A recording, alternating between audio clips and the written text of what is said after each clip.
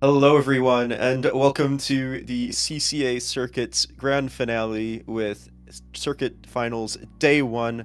I'm Omazun, and I am here with Pixel, and we are getting started just a little bit late, but still getting right into the action with what should hopefully be an exciting Division 5 match against PSU and Ohio State.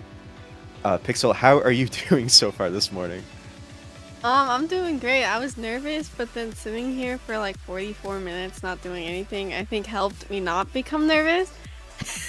This is my third commentary debut. Hello everybody. This is my third time well, fourth if you count me commentating a random tournament back in like 2020 Splatoon 2, but I also didn't know what I was doing then and I don't know what I'm doing now. So, hello.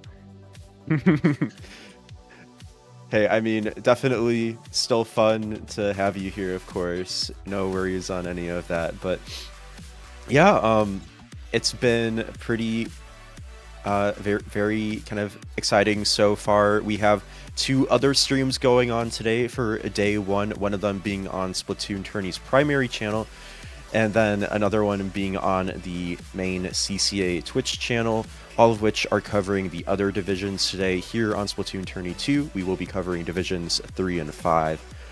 We're getting started today with Division 5, so kind of taking a peek at what is happening with some of the fresher blood of the CCA, right?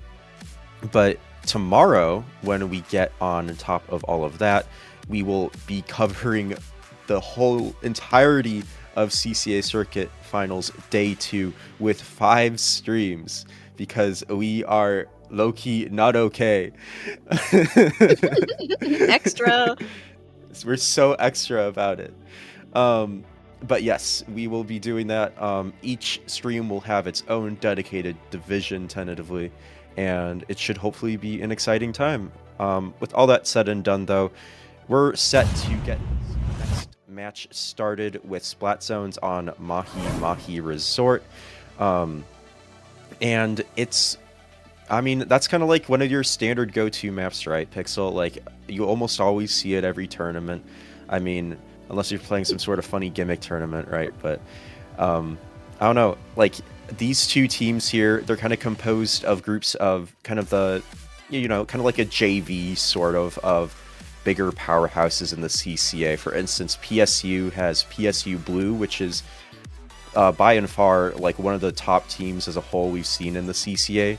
And then Octos and Squids United Gray is the B team to Octos and Squids United Scarlet out of Ohio State University, another Division 1 team. So with that all in mind, I think we're going to see quite a bit of, power plays from both sides. We'll be able to see them both have their own shining moments. It's going to be kind of like the parents watching the kid go off to school for the first day. Yeah, I'm kind of excited. Not to be like, I don't watch CCA, but I don't know anything about anybody. I might recognize some names, but like, I'm not, I finished college, so I'm not like in the college scene anymore.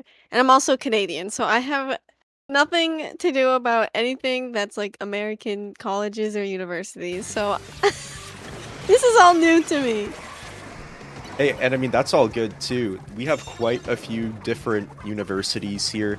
They're actually from Canada, and then CCA has also collaborated with the NSC, which is largely United Kingdom schools as well. So, there's a bit of variety there for sure. It's not necessarily just the US. But getting started here, finally, we got Octos and Squids United Gray facing off against PSU on Mahi Zones. We see this really strong tri-strike play, finding two Ooh, actually damn. really clean stuff from them. Really good start there as the match is kind of going really back and forth. We see a carbon roller fiending right now, finding a really strong pick. Specials coming out from the side of Octos and Squids United Gray. They're here trying to make sure that PSU can't break in Pixel. I'm looking at the fact that both teams actually have an arrow spray, which is something that you don't see very often in comp. I feel like I would see this in like an open or maybe an X rank, but I think it's very interesting to see that both teams have such a short-range painting weapon, and one of them opting for, you know, Reef Slider Cheese, which is honestly probably the best choice on a map like Mahi Mahi's. Oh no, agreed for sure. Definitely agree with that. Just, I think both of these teams know that they need to have a certain level of paint constantly up. And when you're in some of these lower divisions, you're not necessarily going to see your typical pen players, maybe your heavy edit splatlings, right? Those aren't quite as common, so you're going to see some very atypical type comps, and that leads to things we're seeing right now. Neither of these teams is running a cooler, if I'm seeing these comps correctly, so they're both here trying to win their fights and dominate with paint as much as they can, and we see Octos and Squids United Grey trying to hold down their line here. A really aggro a shark there coming out and finding one. That's good for them. And once again here we have Grey holding control, but PSU is looking to break in once again. I really like these matches where both teams are super even on the scoreboard. As you can tell, it's 46-44 right now. That just makes the game so much more intense, especially like if it comes down to that last minute or that last 30 seconds. Every team seems to be so even right now. I mean, there's a Reef Slider coming out. The rollers got bubble, and just as I say that, the roller dies. My bad. I may have just cursed them. That is my fault. I should stop talking about people because every time I do that, they die. Commentators curse. It's definitely all good, but we do see the members of PSU still able to break through. Even though that roller did go down, that could have made that play go a little bit faster. They were still able to find their footing. And that aerospray in particular did a really great job of just stalling out the paint on the zone, where the members of Grey couldn't necessarily break through as quickly as they maybe otherwise would have liked to. And oh, that's a really strong pick there too on the T-Tech, making sure that they can't fully get the strikes out. And the Reef Slider not necessarily finding the full value as maybe hoping it could as well. Leaving just the Carbon Roller here trying to fend for the zone and keep it under their team's control, but this Booyah Bomb might have to say otherwise. Yeah, it's very interesting. These comps are very interesting to me. I'm used to like playing very meta comps up in like the higher divisions. Everyone plays like the same 4 weapons. So it's honestly kind of refreshing to see these like different weapons work so well in these like lower level brackets. It makes me happy because, you know, I'm a Carbon main. Shout out to the Carbon on Octos and Squids United. So I'm really rooting for you, but I'm also rooting for the roller on PSU because I play all the rollers. But I don't know, it makes me happy. You barely see any rollers in top level, so we're like a dying breed. So it's very interesting. Yeah, and like you said, there's also 2 of them here, 2 different classes and types that have their own strengths and weaknesses. So seeing how they mesh with the teams is really interesting too. On the side of Grey, you have the E-Leader, right, where they can maybe get away with more range, which is why we may, for instance, see how they've chosen to opt to play the game, where the Dapple Dooleys is maybe going for some of the more aggro plays that Carbon would have. But oh, while I'm speaking of all that, we see 2 go down from the side of Grey due to this pro, who gets a 3rd, looking for a 4th. They get that delayed quad. Good for them. Looks like lead swap might be happening here. Oh, it's overtime, so the game just might end. Okay. Wow, that was really close. Like I said, the teams are so close. It literally went into overtime as the game was ending, and the scores were very close. I'm just like, I don't know what to say. I think the GOAT of that game has to be the Splattershot Pro player. They popped off so hard. They got like 5 picks at the very end of that match when they were trying to lock down that overtime, right? And they were trying to actually find that last second win. So if it wasn't for that player, maybe it could have gone a different way. Maybe Octos and Squids United Grey, maybe they wouldn't have had that go the way they were looking to. But yeah, really strong stuff regardless from those teams. And I'm looking forward to what we see heading into our next match. I'm excited too. I'm not sure what the map mode is yet. Okay, never mind. I lied. It's saying Rainmaker Inkball Art Academy, which is another classic competitive tournament map. I feel like you see this all the time. I'm also looking ahead and I see Humpback Hump Track, and that is my favorite map. So I'm not saying I want a game 3, but like I'm kind of saying I want a game 3 because I really like back bomb track. So, come on, PSU, I believe in you. A little bit of a just fact check there. Not anything on your end, Pixel, as the overlays. I just got lied to. Yeah, no, it's actually Tower Control Inkblot.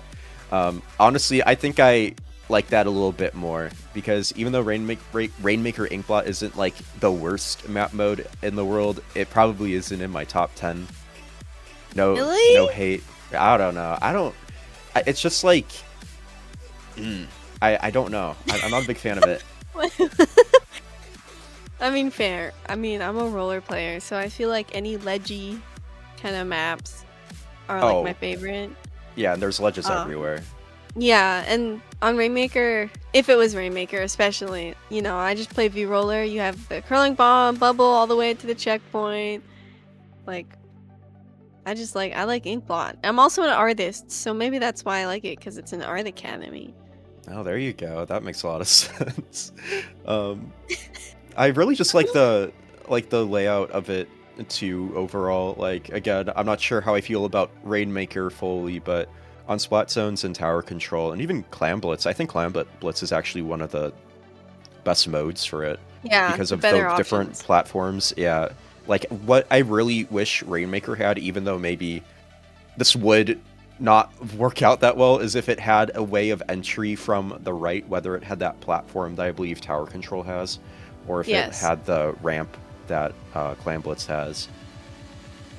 That little step on Inkblot Tower is like my favorite thing ever, because we'll be pushing and somebody on my team will yell at me to go right, and I'll be like, yes sir, and then I'll climb up that block, and then the other team will have a blaster, and then I'm gonna get directed, or someone's gonna throw a bomb at me, and then I'm just gonna be like, I saw that coming, but you know, I gotta listen sometimes, so I'll do what I'm told.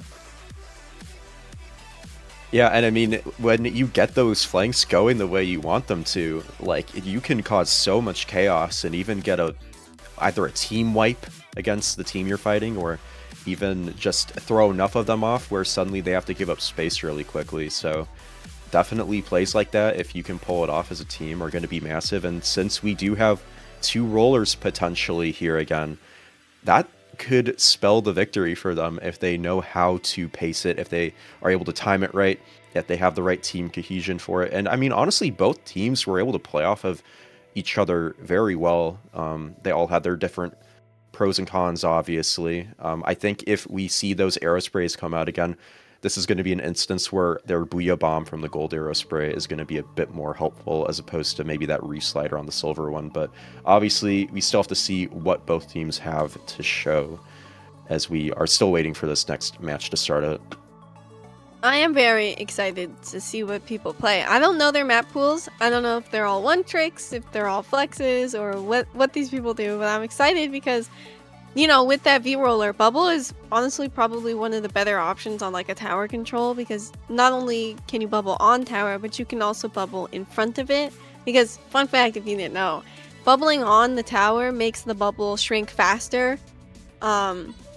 So bubbling in front of it or like beside it is the better option, but then there's more risk of like the tower running it over and, you know, just like annihilating it. Or, you know, people are gonna shoot at it anyway, so it doesn't really matter. But then, like you said, the Reef Slider, honestly, is probably one of the worst specials for tower control. Because I think if you're on the tower and the Reef Slider's under you, you just don't die. It's weird. So I wonder if they're going to stick that Aerospray, maybe gold Aerospray as well, because Booyah Bomb's pretty good on tower control. Yeah, no, definitely for sure with that Booyah Bomb, and definitely love your analysis there with the big bubbler. It's something I've been trying to do with just solo queue grinding and other team stuff, where, you know, you want to try to use those specials in a way that maybe doesn't directly interact with the objective quite as much, but you still gain a lot of control due to how you use it. But yeah, starting off this match here, we do see something shaken up. In particular, PSU has opted for 2 weapon swaps. Now they're carrying that M-Parry Splat Dualies with the vanilla blaster here. So kind of an interesting start here. And then also, want to call it out, we have a double roller on the side of Octos and Squids United Gray with the Flingza and the Carbon. Hey, don't knock it. Double roller can work, and it has worked, okay? You know what? Make it triple or even quad. I've played quad Dynamo before, and we've won, so... I forget if it was with... Don't hate it. I forget if it was with our, like, pickup team, I Pixel, think but... didn't we fight quad Carbon? Yeah, not too long yes we ago? did. Carbonara. That was something. Like, I respect it. I really respect it. Playing against it, though, is something else entirely. Ooh, we're coming in for the flank here. Gonna get stopped by the leader. I was really hoping that Splashdown would get off because I think they would have taken 2 people. Oh! Ooh.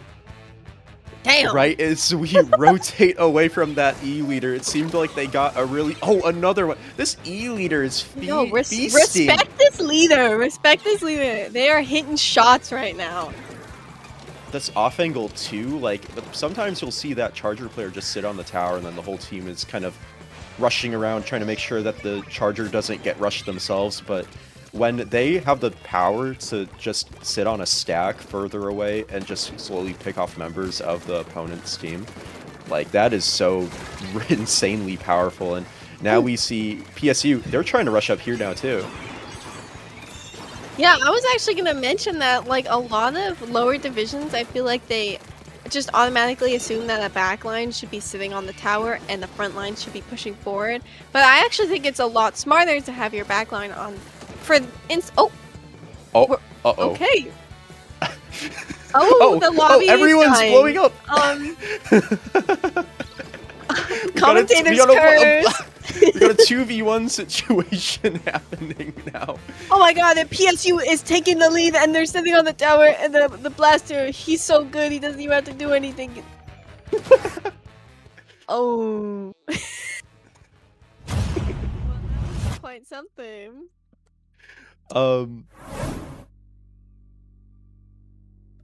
Yeah, so that was technically past the replay rules, I think. But since, like, everyone died at the same time pretty much, right? Like, you saw, like, that 2v2 happen almost instantly, and then a couple more people died, I think.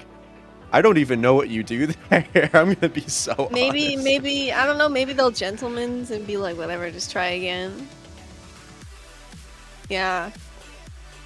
I'm not sure. I mean, what I was saying was I feel like a lot of it's better to have your backline, especially if it's like a pencil or like a leader, to sit on like a stack instead of, because on that map specifically the tower is like lower behind like that little wall, so like having a higher vantage point for like a leader is probably the better play than having them just sit on tower.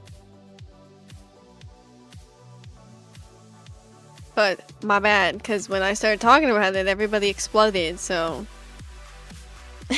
my fault. Yeah, I mean, I definitely agree with that, with the just way that backlines tend to interact with the game.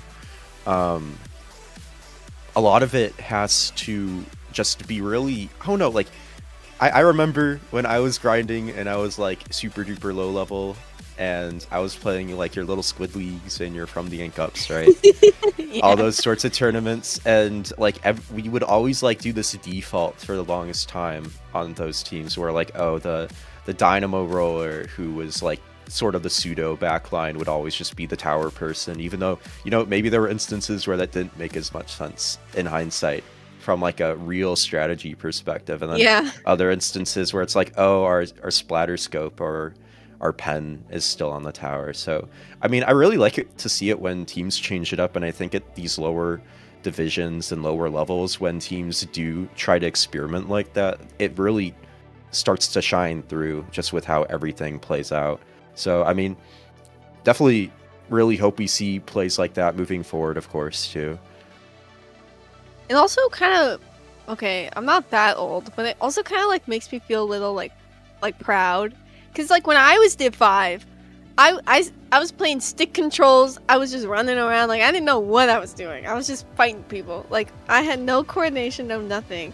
And it's honestly interesting to see how how much better at the game the lower divisions are getting at like a faster rate. I feel like when I was like Div 6, Div 5 in Splatoon 2, it took like 4 years for me to finally get lowing. And honestly, I think it was luck. I don't think it was skill. I think we got lucky.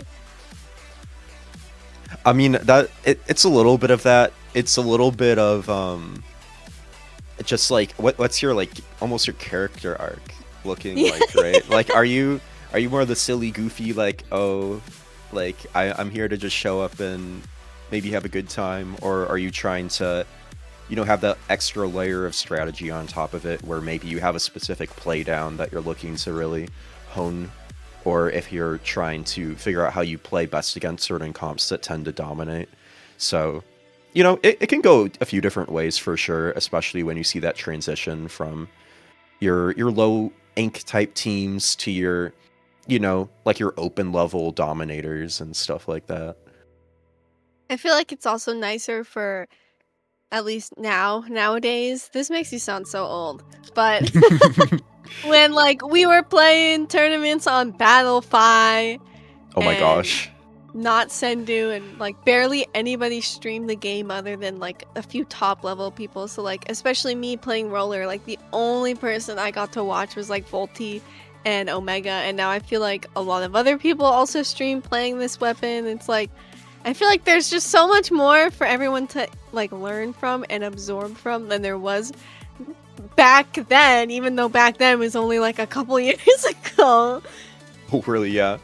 No, it's crazy. Like the shift from Battlefy to Sendu, like has had a lot of pros for sure. Like I like how consolidated everything is now, because before you would have to know what tournament organization it was, or you'd have to have that Sendu bot in your server or in like some sort of community server. And now like nobody who plays comp these days, especially who has started the past year or two, probably knows what any of that is. I don't know if they've ever opened Battlefy before. I know, right? Or maybe for the NA League. The NA League was on Battlefy. That was, yes. Yeah, I've never run a tournament or managed a tournament on Sendu, but I can tell you from experience that running and like staffing a Battlefy tournament was a nightmare. I would have to have like 6 tabs open because flipping between them was like the worst thing you've ever done, and I hated it so much. No, it was crazy. I only did a little bit of like TOing type work on Battlefy towards the real end of that sort of era, but I think at that point most TOs kind of knew what they were trying to accomplish with it, and they were like, oh, if this happens, like you do this type thing. So it wasn't quite as bad back then, but I think tools like Sendu really have came in clutch to just help really streamline everything. So big shout outs to Big Sendu themselves, because I mean this is like Big W. I like it. I think we all like it, Big W. Y'all, you should have like consider donating to his Patreon. This isn't sponsored, by the way. This is just me telling you. I also think it helps that Sendu is also like a part of the community. You know, Battlefy is like a big pharma, big company. They don't really care.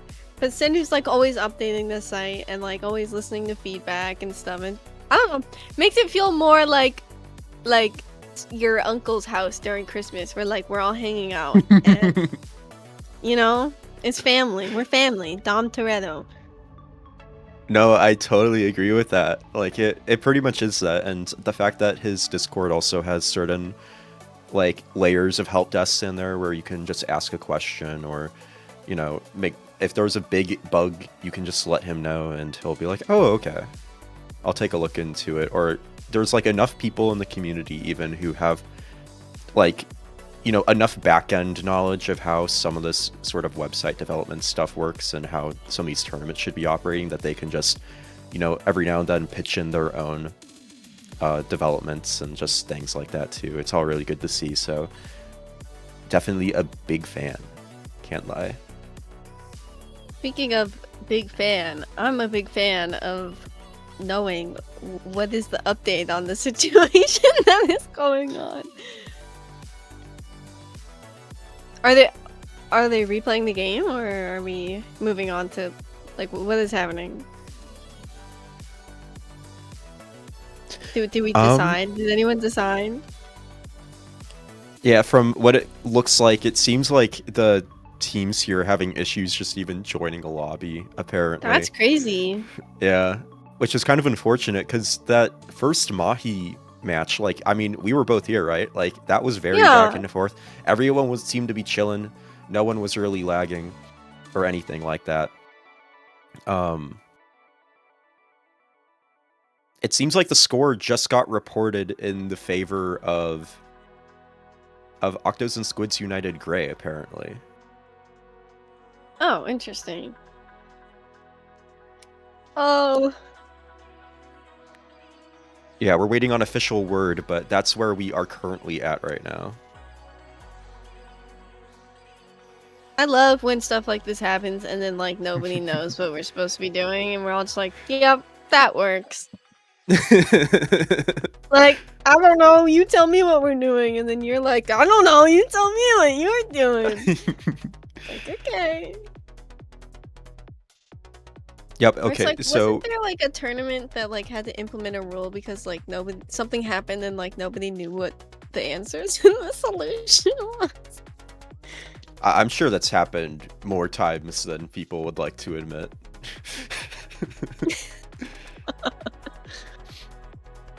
So it seems like, according to our official head TO, that they have opted to award both teams a game win for the remaining 2 matches, which by default has awarded Octos and Squids Oh. United Gray the set win, since they did get that original first game win. This is mostly due to the really gray situation of just the entire lobby blowing up and basically no one being able to play the game, unfortunately. And also so that the tournament itself does not get delayed, since there are several layers of rounds within several different divisions currently being ran at the Yes. same time. So, I mean, I guess good efforts from both teams. I definitely wish we could have seen things play out a bit more cleanly, but you know, it unfortunately is what it is. So, congrats to Octos and Squids United Gray for winning the unofficial best of 1.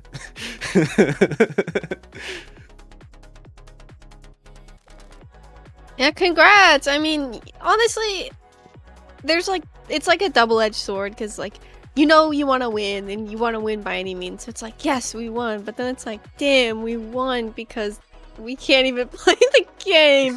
We win by default, or like if the other team DCs, it's like, damn, we didn't actually beat them. They just lost so hard they left the lobby. So I No, don't know. I mean, literally. congrats, but also like, you know, we wish we could have watched it actually play out, because who knows what would have happened.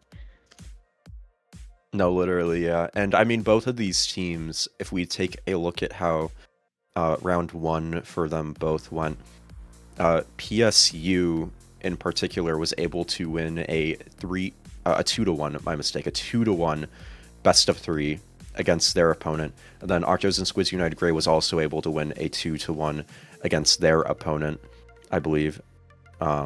So, I mean, both teams definitely dominated and got wins in their first matches. So, seeing 2 of the most likely stronger teams of this division not being able to fully play out their set is definitely a little unfortunate. But if they're able to play against each other under better terms, I would definitely love to see it. Yeah, and I want to know who wins. No, for real. Yeah, and considering that game 1 was very close, like they barely won in overtime. Like it turned overtime and then they won. Like the games have been so close. Oh, it's always the best sets that always go wrong. No, for real. It happens to the best of us. Heading into our next match here, though, we do have it starting up with round 3 as a whole beginning across all the different divisions. From the looks of it so far, we are going to be having USF Green go up against the Splatterscreen Savers. The W name. Splatterscreen Savers. That's good. You guys are good. Who came up with that? Which one of you came up with that? That's really good. I like that. I wonder if they're gonna use a splatter color screen. If it's allowed. Yeah. Quad splatter screen. That would be foul. I don't know about that one. The stream would end. Can't spectate anybody. No, literally. From the looks of it, though, if we take a look at both teams, this is accurate here. So we got quite a few different members. Both teams have, or not even both teams, USF Green has 7 players in total. We have 6 other players outlined here.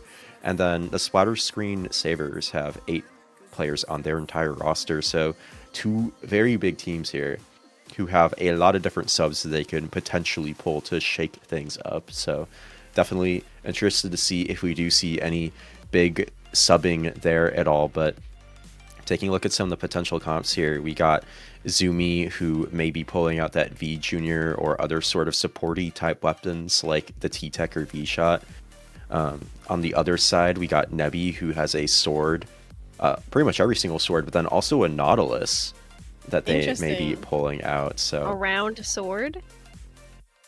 A round sword. A sword that shoots bullets, maybe.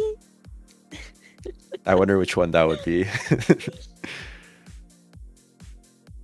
I mean, yeah, I'm looking at these comps too. They're just, some of them are not comps, but like weapons that are listed. Some of them are very like interesting to me. Like, I'm a one trick, so I only one trick rollers. Like, I can play other weapons, but you don't want me to be on other weapons because, like, you know, I'm not very good. So it's like cool to see the range that some of these players have. Like, it always amazes me how much range some people have within this game, because I've only played rollers since I got this game, and I'm still only playing rollers to this day. So I have no range.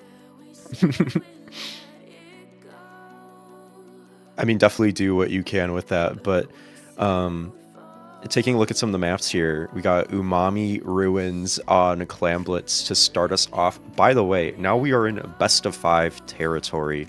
The way that the CCA Circuit's first day works, for those of you who don't know, is that a team, in order to qualify for day 2, needs to get 3 set wins under their belt.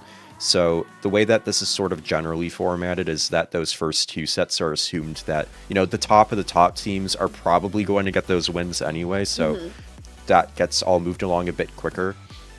And then after that, we are able to head into some of these longer sets, right, where you have to like really earn it. Like, you got to put that little bit of extra effort into it, essentially, right?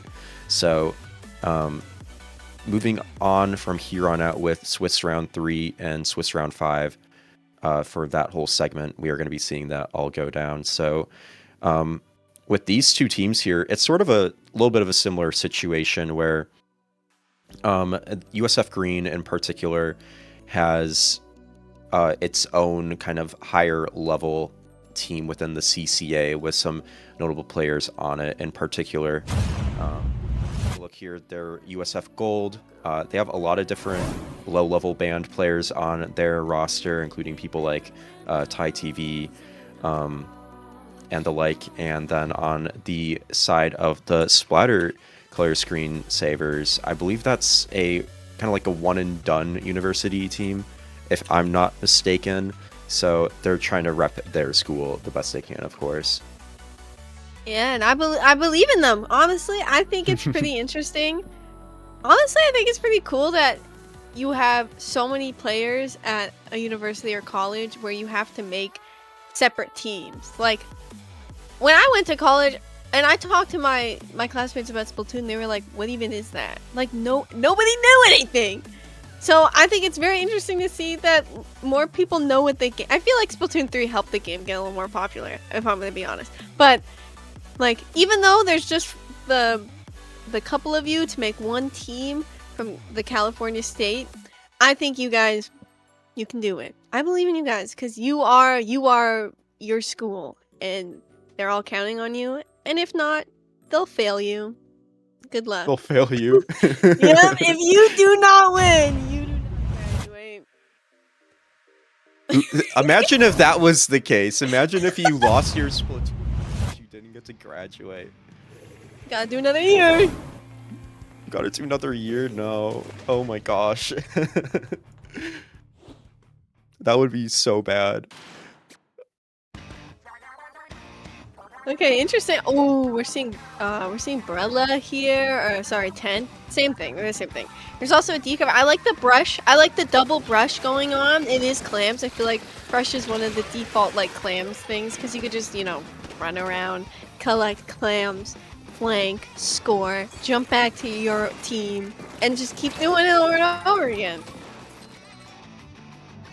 No, for real though. But I mean, you also kind of see two entirely different vibes with both of these teams. With the side of Splatterscreen Savers having that 10 umbrella. I mean, you don't really see as many of those out and about these days, with a lot of teams opting to shift for maybe a bit more heavy paint type weapons on the supporty side, or other things of the like. But both teams also having some of their own melee weapons too, with the ink brush and the decapitator. This ink brush finding a pretty solid pick onto said decav, so they were looking to make some damage here. We do see them starting to move up onto the top of mid here on the platform, trying to corral their members of their team, in particular teaming up with that Dreadringer to get some good pressure out. And strikes coming out too. We might see a push here, Pixel. Yeah, it looks like USF Green has most of the map on their color right now. They're also in the choke of Splatterscreen Savers right now. But just as I say that, again, two of them went down. Okay, but two on the other team are going down, and they got two specials up on Splatterscreen Savers. But there's a cooler. Now, cooler is very dangerous, especially with a weapon like Brush, where you could just like run in, die, and then jump back in, and then, you know, just run back in again. So it's very, these teams are very even right now, but it's also like something I like about Div 3 or like the higher division teams is that they are so aggro. With lower level teams, I feel like they can be a bit more patient, maybe a little scared of pushing up. And just like that, Splatterscreen Savers is going to score as I'm talking about it, but I feel like higher division teams are just that much more aggro because they know that they can take these fights confidently. You know, absolutely, and we did just see that demonstrated on screen here with this push from the Splatterscreen Savers. Like, they just, when they had that opportunity, they had that small opening where members of USF Green were falling down, and, you know, they were coming off of respawn. They just sprinted to that basket. They got the points they were able to get in, and they were able to also stick around for a little bit longer and cause USF Green to take a bit more time to get back into mid. And, I mean, when you do stuff like that, it has a really long-lasting impact, right? Like, as we can see here, the members of USF Green are still kind of trying to get up again. They're still trying to break in against this 10 umbrella. They also have a brush and a decav to have to worry about that may just pop up and splat one of the members of their teams. So there's a lot to pay attention to and keep your mind on. And they were able to play that defense game very well, as Splatterscreen Savers only got down to 62 in that push, but it's looking like they're about to form another push here as 3 members of USF Green go down. Yeah, and they also have that big bubbler online as well here, which we are about to see popped. There it is. And it's kind of just leaving mostly the pencil here trying to fend for the team. The Dreadringer also coming off of spawn, trying to find maybe a crab that they can pop. Unfortunately, also going down themselves, leaving quite a bit of momentum for Splatterscreen Savers to get more points on the board. It is very interesting to see the types of weapons chosen. Like, for Dreadringer, I would expect, you know, the Reef Slider one, or for the Charger, I wouldn't expect the newest Charger to be in play here. But that could also be just because I play one weapon, so I'm not sure what people like. But just as we're seeing, they have enough clamps to KO here. They can very much end the game. And just like that, Splatterscreen Savers is going to KO this game. It was very, very close for like the first few minutes, but, you know, with these higher level teams, just in the blink of an eye, the game could just be over. No, literally, and we did see that go down wonderfully for them. Also, just being able to get out those different like just angles too on the members of USF Green. You have that ink brush, but you also have that decav, and then also the 10 umbrella, and then to back it all up, you have a backline helping you out as well. There's so many different lanes, different angles, different parts of the map you have to keep your eyes on constantly. And I think being able to shake things up and keep that steady momentum going against USF Green really helped turn the tides for them, and was able to just secure that strong just match win as a whole, leading to that KO. I feel like that map is also pretty, it could be really lockout heavy. I feel like sometimes it's really hard to get back into even mid from the losing standpoint. So I can see why like it gets really snowbally on that map, especially on something like clams or zones. I feel like Rainmaker or tower control is a little easier to get back in because there's an objective coming your direction that you are able to stop. But with like having a brush, like running clams is probably your fastest bet with a brush, so it's going to be really hard to get them all out. And you know, with teams at this skill level, they know their roles, they know what they can do, they're flexible, so it's not easy to break back in the mid, especially with a team that is just as aggressive, maybe even more than your team. No, absolutely, and just being able to just push out those different ways is going to be huge too.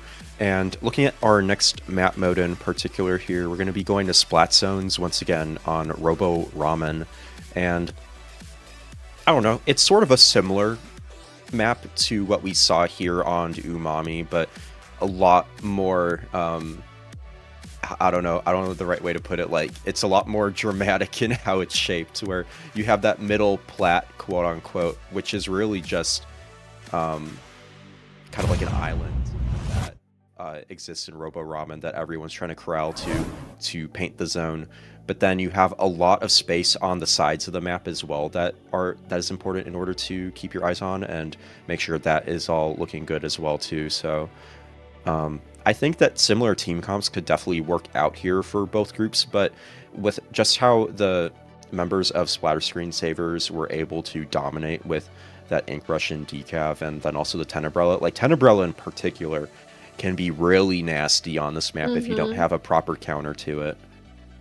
Crab is also very good on this map. There are several spots where you can get high ground to Crab, and unless the other team has something like a Zuka or Splat or Strikes, then there's really no way of getting that Crab down without rushing into mid or possibly flanking from below. But if you're a smart enough team, you're going to be watching those flanks, because I feel like not a lot of people run around the bottom of the map unless you're like a roller, a decav. I mean, if they're gonna keep rush, then rushes are going to run around down there in circles and try to flank and then get back to spawn. So let's see what comps we have cooking here. Already a few things are a bit different from USF Green's side, with it seeming like they chose to get rid of their own brush, I believe.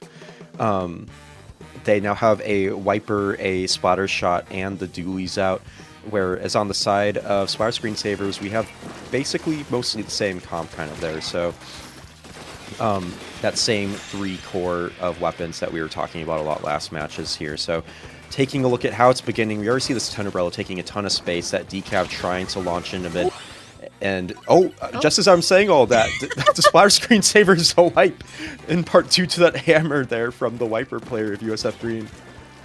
Yeah, honestly, I didn't even consider Hammer, but Hammer's actually really good on this map, considering that spawn is like literally just a tiny little pathway. So if you can get a hammer down that spawn like hallway, then you could potentially be killing the entire team if they're all there in that little spot. If you play it right too, like the members of Splatterscreen Savers don't have their own, I mean, true traditional anchor player at the moment in this match. So if you're able to utilize your hammer in a way that just throws everyone off at an angle that maybe a pencil would normally be looking at, you can just cause so much damage so quickly. And 2 people going down right now on Splatterscreen Saver, and a hammer coming out but being stopped. That's what you need to see. You need to dive that hammer or that Ultra Stamp, and you need to kill them before they kill the rest of your team. The zone is still being held by Splatterscreen Savers, and once again getting control, and finally it's going to flip, but it's still being contested. Yeah, we did see quite a bit of like back and forth there too, with that reef slider from the side of Splatterscreen Sabers coming in clutch to get that zone painted blue once again when USF Green tried to put out a splashdown from their Dooley player.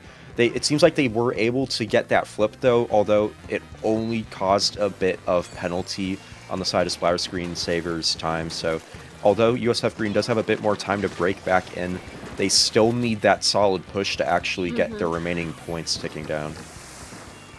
And right now, Splatterscreen Scavers is in a really good spot. They still have that reef slider coming out. They have the zone penalties almost over, going to pop. It's not going to get anybody, but it's going to push the players of USF Green away from that circle, which is arguably just as useful as getting a pick. Yeah, and that play from the Dreadringer in particular too, like I would never really consider using the reef slider as a way to kind of dodge a splashdown or a hammer or something like that, but I mean it worked out pretty well for them, and it was able to kind of extend certain fights and kind of shake up how things were playing out there, although they still kind of had that loss there as a whole for a little bit on the zone.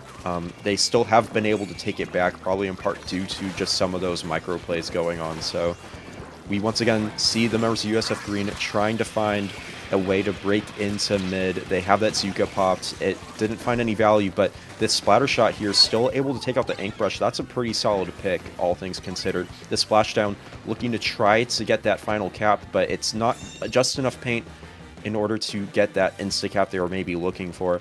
Now it's their opportunity and chance to try to get something going here, as only so much time remains left in this match. But their penalty is running out, so they do have the opportunity to take the lead or at least lower their own points remaining. And there is a minute 20, so anything can happen right now. Those Splatterscreen Sabers do have 3 specials up. They're popping all of them except Bubble right now, but just as I say that, Bubble's gonna go down. But USF Green also has all their specials coming out at just the right moment. You want to pop your specials after the other team pops their specials, so now you have the advantage, and just like that, 3 people went down on Splatterscreen Sabers, so now it's USF Green's turn again to try to take that lead. I think where Splatterscreen Sabers has found a lot of just strength here in this match is their ability to all move up kind of collectively onto the zone as one unit from different angles to just rapidly paint it with also the help of that reef slider. We've seen USF Green having to kind of work up to the point of having the ability to even to just flip the zone, with that pen having to maybe move up a bit more, other players needing to move up. And when you're trying to hold the zone for an extended period and then also trying to just win the match as a whole, you can't really afford to have those losses. So, I mean, as we move into the last few seconds of this match here, USF Green needs to find an opening quick. Yeah, there's 10 seconds remaining, but also the penalty is going down faster in these last seconds for Splatterscreen Sabers, so unless USF Green can do something right now, the game is over. And that's going to set us at a match point here at 2-0 in favor of the Splatterscreen Sabers, who were able to find quite a bit of value, but also were able to just get a lot of important wins there. This seemed to be an instance of just, again, it's kind of like we talked about in that Division 5 match, where if you're a team in the CCA, maybe going for those traditional vanilla type comps, right, where you always have a certain type of anchor, maybe you always have a certain type of support, maybe those aren't always the correct plays to make when you're trying to just execute your own strategy. And although there's a lot of different ways to play this game, of course, you see these teams like Splatterscreen Sabers who, even though ironically we don't see any splatter color screens out right now, they have a lot of their own kind of strategies that they're able to really emphasize throughout this match, and it's leading to quite a few big wins for them. They were doing a very good job playing that like hyper dive aggro comp, considering that they don't have a traditional backline. Yeah, I guess they had a few slower weapons, but like no one was really behind. Everybody was pushing up. And the brush player especially was doing a very good job at, we saw it I think a few times, just running on by everybody and heading straight for the pencil on USF Green and stopping them from not only killing, but, giving good paint output for their team.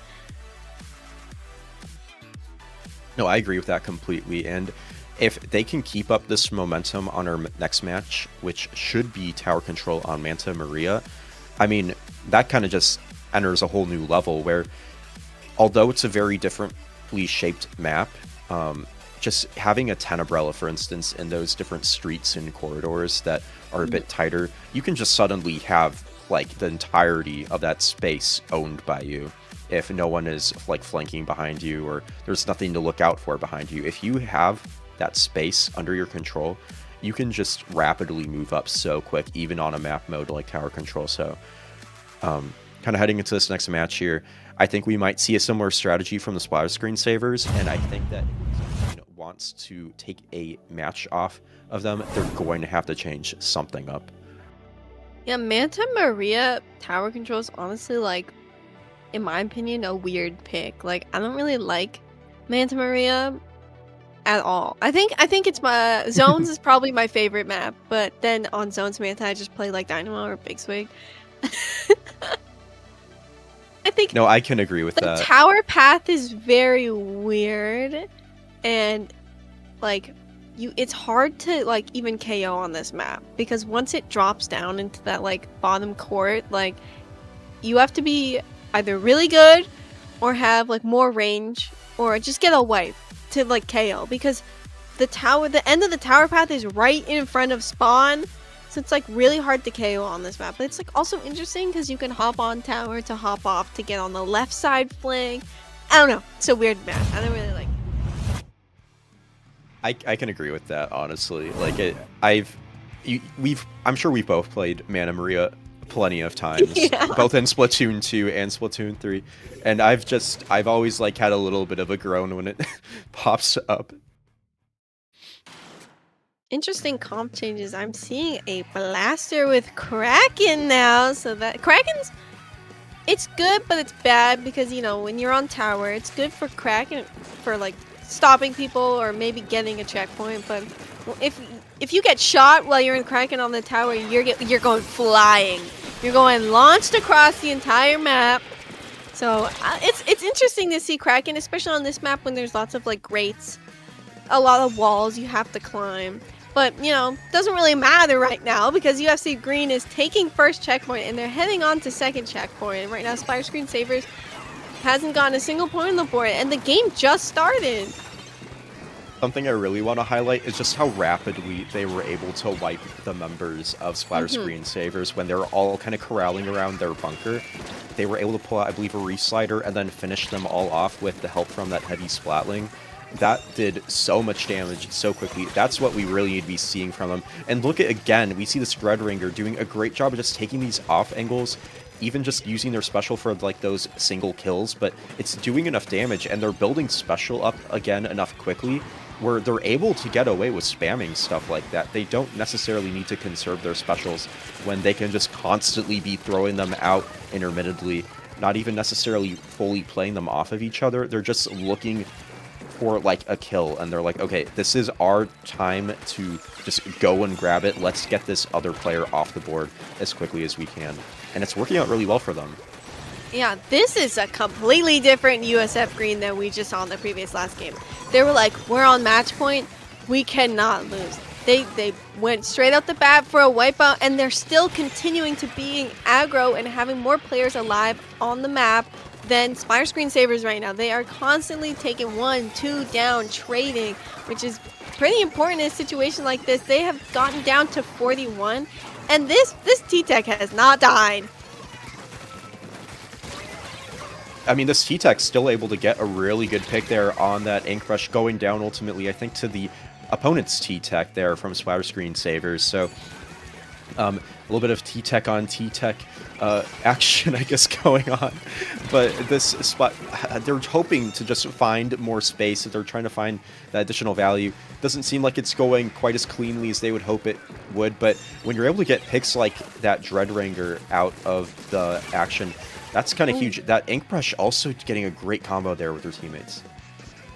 You know, I think it is pretty helpful for USF Green that they swapped off of like a pencil or a leader, and now they're playing a backline which is known to be a little bit more aggressive, which is like the heavy, because you can charge, you can shoot while you're walking forward, and unless you're a weapon with longer range or a faster kill time, like, it's a scary matchup. But right now, Splatterscreen Savers on the tower, they're maybe gonna get this checkpoint, and there we go. And now the points are almost even. It's so close. It's a battle for the tower right now in this elbow. I mean, I think this is an instance where USF Green's kind of strategy of just playing things a bit more slowly and trying to gradually warm up to the push has been playing out really nicely for them. We saw that heavy edit just kind of constantly sitting on the top left portion of the map there, trying to find picks and not necessarily fully diving in themselves, allowing other members of the team to take care of that. So having that additional level of flexibility, I think, has really shown through so far for them. And we do see the tower kind of heading back into neutrals. Both teams are looking to just kind of get rid of all the different rat plays that are happening across the entire map as a whole. It's very interesting that right now there aren't any second or first checkpoints in the way, only that last one remaining. So anyone can pretty much either take the lead or extend their lead right now. And there's only 50 seconds left remaining in this game right now. And USF Green, they need this win. If they want to stay in this set, they have to get this win right here. But this blaster is going to get 2 directs in a row. And you got to respect it, but I hate to see it because it happens to me all the time. No, for real. I feel that so much. Having a nasty blaster direct on you, that is no fun. And I'm sure that's exactly what USF Green is thinking right now. As the tower flips the lead, that Kraken able to get a really strong amount of value, with also the bubble helping out and some strikes as well, I believe. And although they did almost nearly wipe there, the T-Tech barely getting out by the skin of their teeth.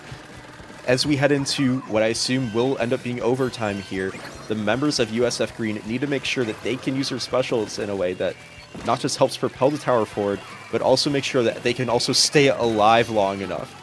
As we kind of see that whole plan maybe start to fall apart. We'll have to see, though. Oh, and here comes the strikes. I was worried about that. You know, the tower can be very tricky when the team that is in the lead has something like Booyah or strikes, because all you have to do is get that special, just wait for the tower to come a little closer and just throw it and just hop on, because that's going to push it or kill everybody around the tower. And just what I said happened. Strikes fell on tower, and then Splatterscreen saved that game. And just like that, that is a really clean 3-0 for the Splatterscreen Savers, although it did end up being a lot more back and forth than we saw in some of the previous games, especially that second game in our third final match there, Amanda Maria. They were able to come out on top, although, of course, I mean, you got to shout out USF Green. They were able to find some good value themselves as well. If we take a look at just how the entirety of the CCA Circuit's Division 3 has been playing out so far for Swiss, we can take a peek at what teams are so far qualified and what teams are potentially disqualified. If we take a peek at this now, it seems like the Splatterscreen Savers have successfully gotten their ticket to day 2. So they're one of our first teams to, I believe, get 3 sets under their belt based on how things have been reported so far. On the side of, let's see, USF Green, I'm taking a look now. They're currently 2-1, so both of these teams were fighting for basically that really clean 3-0, where they could just very quickly kind of get their day 1 over with and head on to day 2 as one of the top seeds. So I am sure that we'll see USF Green back at it again tomorrow, with a strong 3-1 most likely under their belt, but that is to be seen. That is just me looking at my crystal ball, hoping that it's right. I hope you're right too, or else, oh, it's gonna look really bad. That'll be a little awkward, I won't lie, but I'm sure they'll clutch up. Yeah.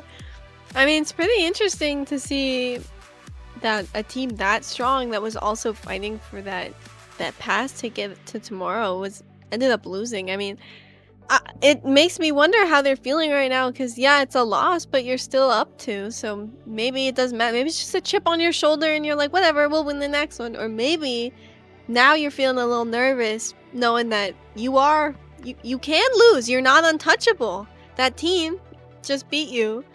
And so now maybe you're feeling like, oh, we have to like focus a little more. Like, maybe 2 wins in a row, you're starting to feel like, we got this in the bag, easy. But that loss, maybe it's making them worry. Maybe they're gonna lose their flow. Who knows? I guess we'll find out in a little bit. Yeah, for sure. We will definitely see that later. But that's actually going to do it for us for now, Pixel.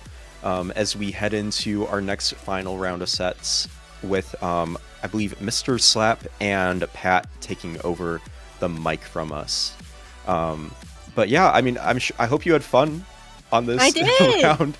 Yeah, no, it was really cool. I mean, definitely a little bit of scuff. That's always to be seen, right? But really, really fun games that we were able to still watch, though, of course. Yes, even though, there was the whole DC and the room exploding and then everything, whatever.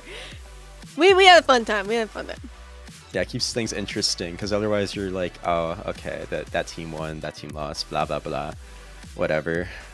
Yeah. I mean, where can the good people find you, Pixel, if you want to shout anything? I have a Twitter, not calling it X. And I also have a Blue Sky. It's pixel__hearts. There are 2 underscores. Okay? People seem to forget that. There are 2. I don't know why I did that to myself, but there are 2. I think on Blue Sky, it might just be Pixel Hearts. Sometimes I have a 13 at the end of my name because it's my favorite number. I don't know why. I do art and not taking commissions right now, but starting next year, I will be opening them up again. And as well as my store, I have merchandise as well. So I'm kind of cool, guys. So check me out. And what about you, Omazen? Yeah, thank you, Pixel. Y'all can find me here over at the CCA, but also at Beep, where we put on funny shows like Splat Chat and other times do funny interviews and other videos. But yeah, definitely stay tuned for the rest of today, everyone, as we wrap up Divisions 3 and 5 here on Splatoon Tourney 2. If you'd like, you can also check out Splatoon Tourney's main channel and also the CCA main channel to see what's happening in the other divisions, of course, too. I highly recommend that. And yeah, that is going to do it for us for now. We're going to go ahead and get off the mic as our next round of commentators is onboarded. See you all later. Bye-bye. It's good to shake the mind. Speeding up the pace, turning up the heat. Where I need to be for the first time. Taking risks, I'm casting off without a lifeline. Break away, forget your sober case. Stop dwelling on empty words. Stop stalling in the doorway. And cancel the cruise control. Switching in the manual. Don't you wanna feel right again? Don't you wanna feel whole? Don't you wanna feel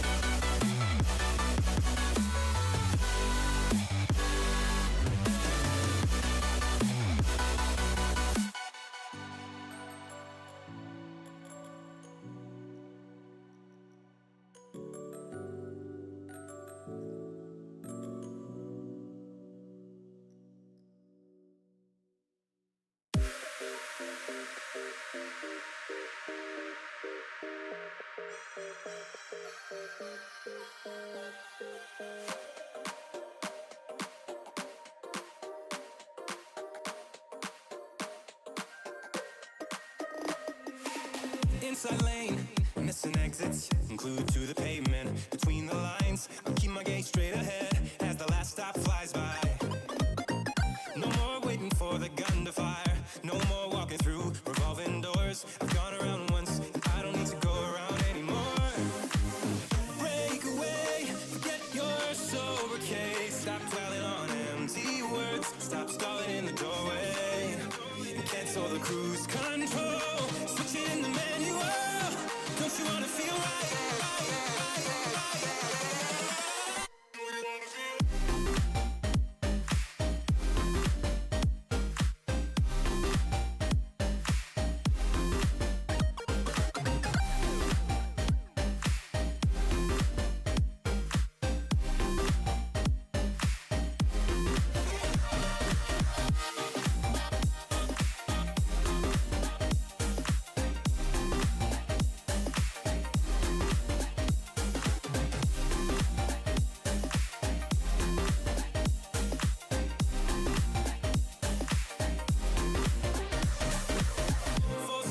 Setbacks, you can't win them all, but I'm proud I tried. I'm glad we had a dialogue. It's good to shape the mind.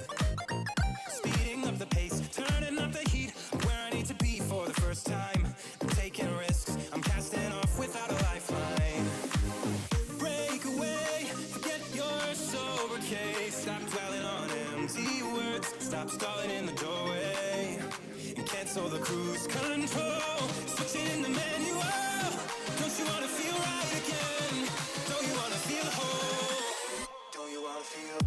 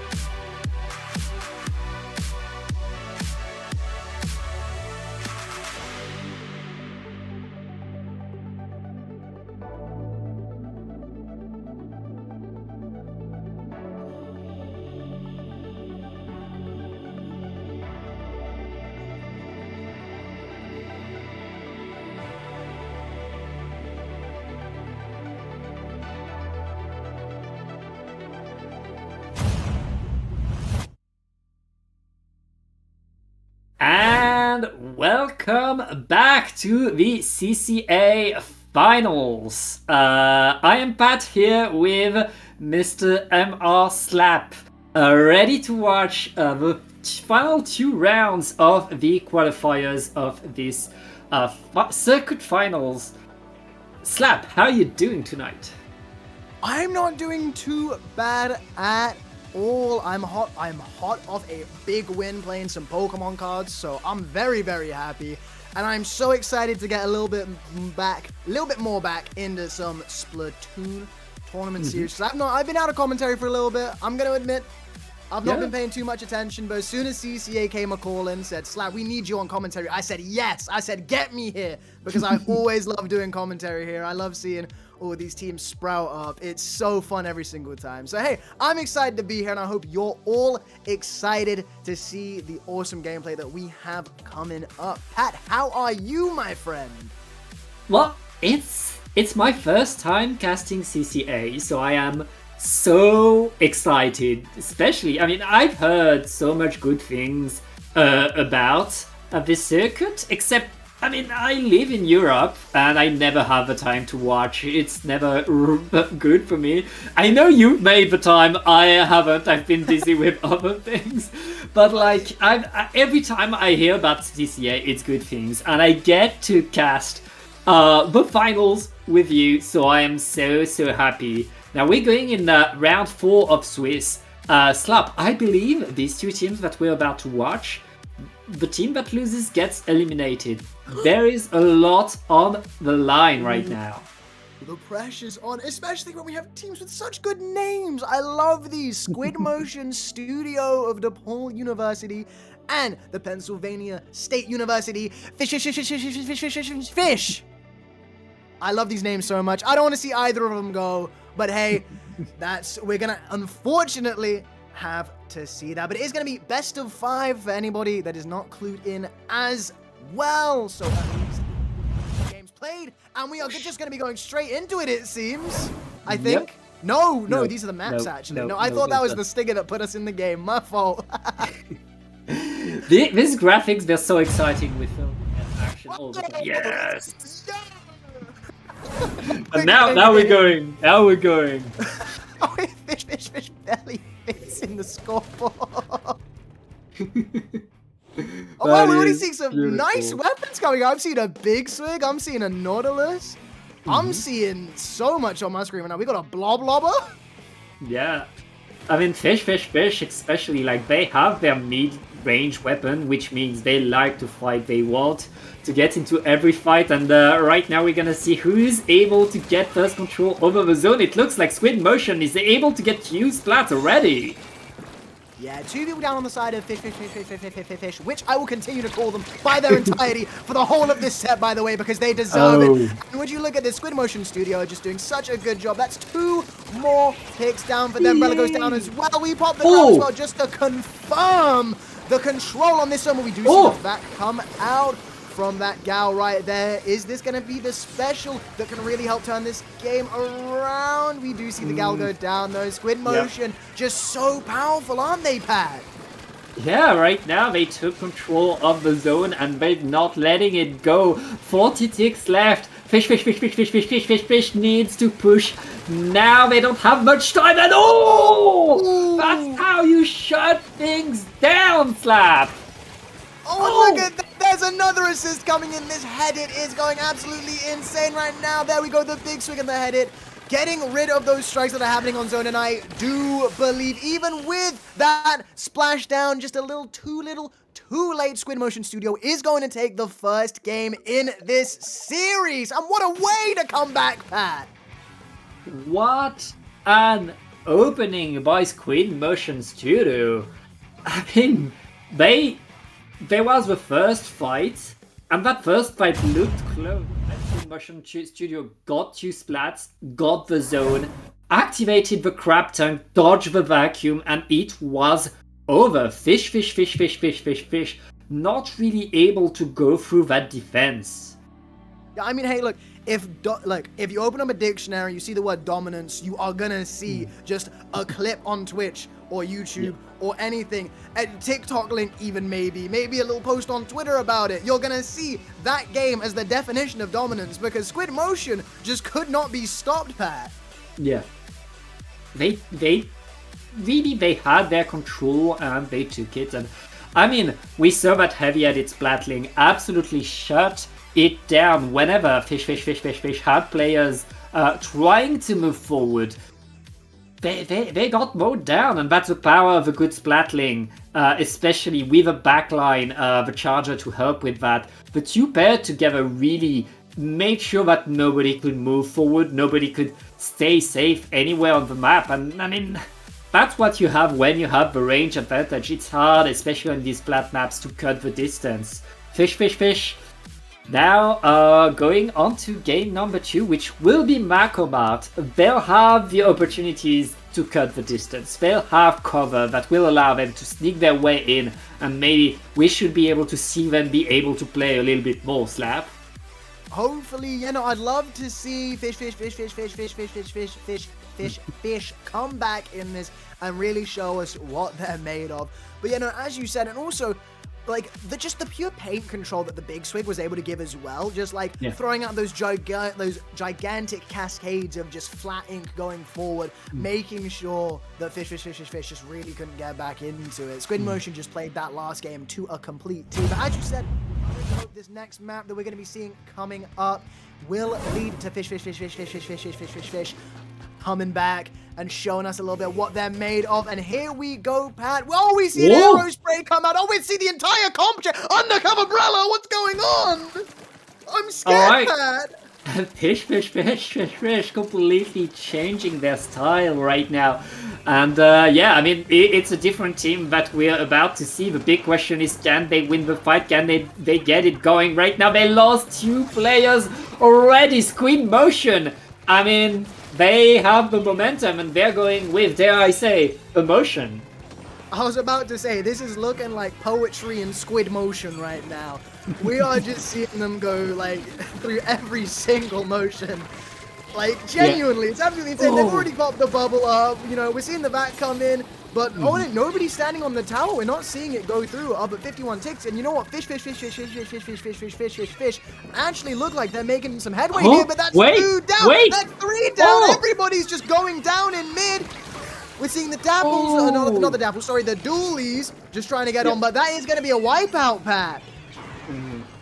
SquidMotion once again are pushing, keep it going, and they are past the second checkpoint already, and they have a grab tank as well. This is so hard. Luna with the aerospray needs that Booyah Bomb to hit the mark. The checkpoint 3 is broken.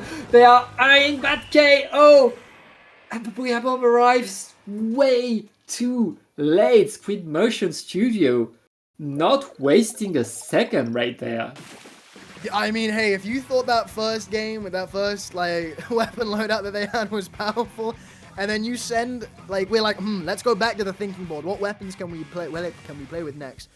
And the entire other like full-on sniper rifles, you know, being in all these gigantic pieces of heavy machinery, and then you just see like all the little water guns that Fish decided to bring to the fight. It's not really gonna compare to I don't want to say it was just a weapon diff, because SquidMotion played brilliantly, but Fish did not bring the greatest comp in the world, if you asked me there.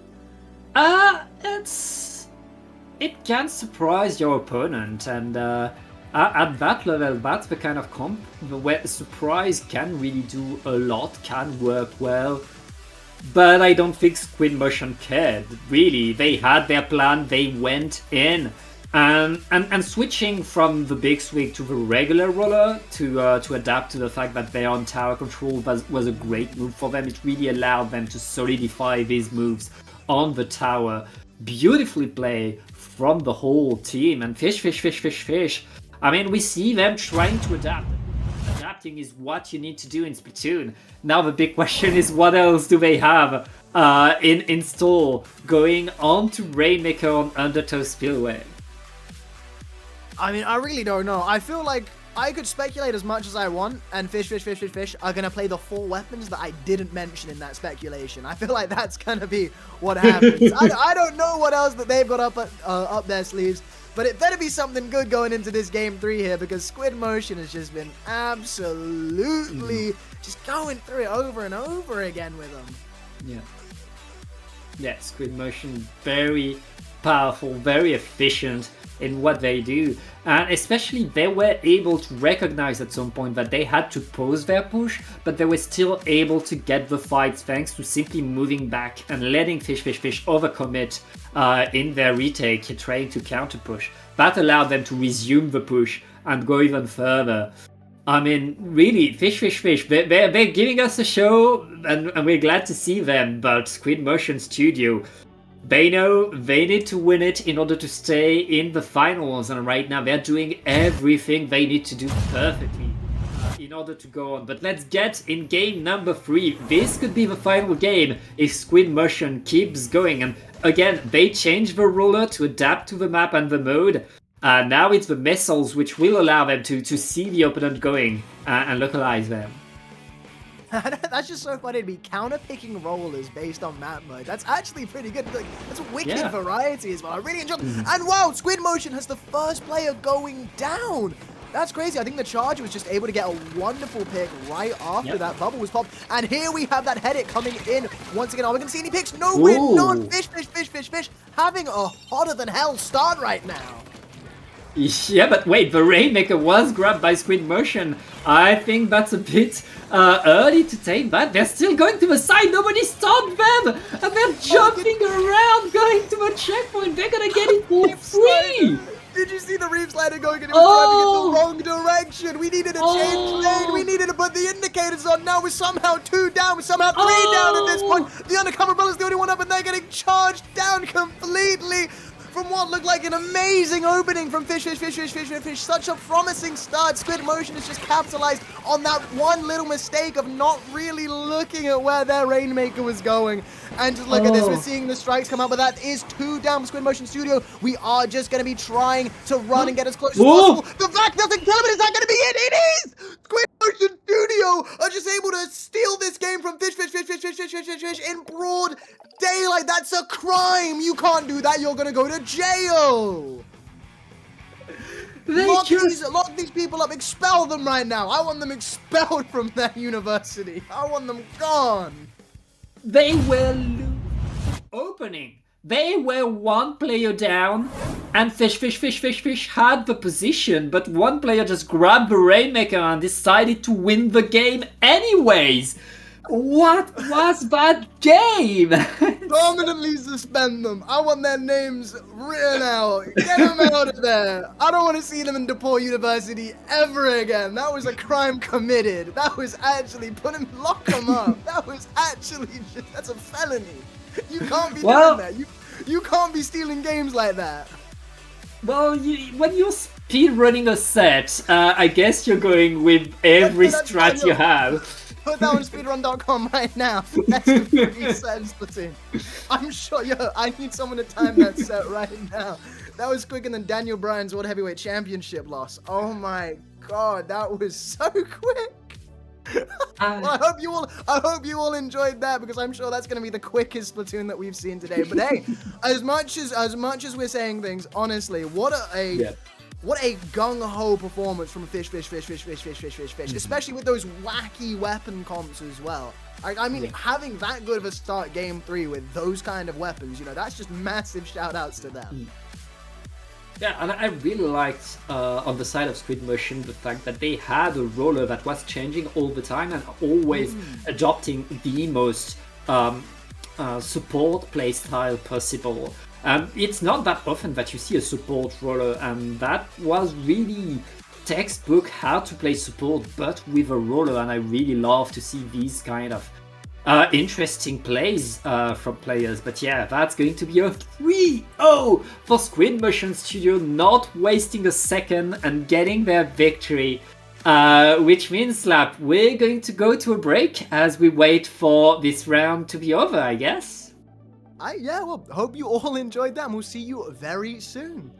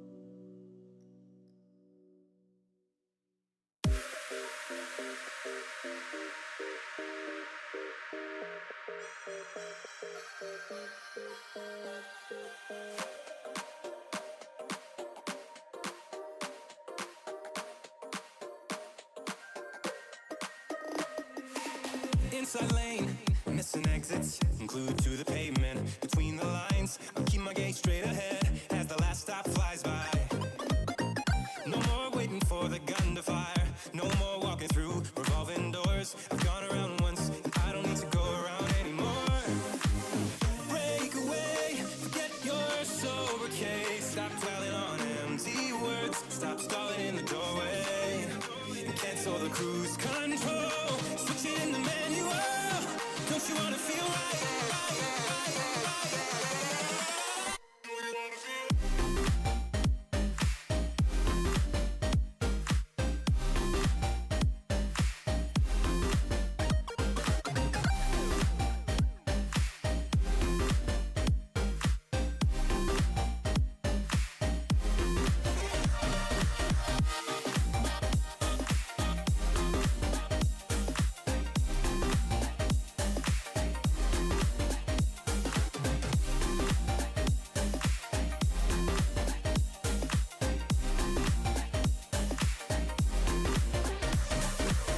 Full steam through the setbacks. You can't win them all, but I'm proud I tried. I'm glad we had a dialogue. It's good to shape the mind. Speeding up the pace, turning up the heat. Where I need to be for the first time. I'm taking risks, I'm casting off without a lifeline.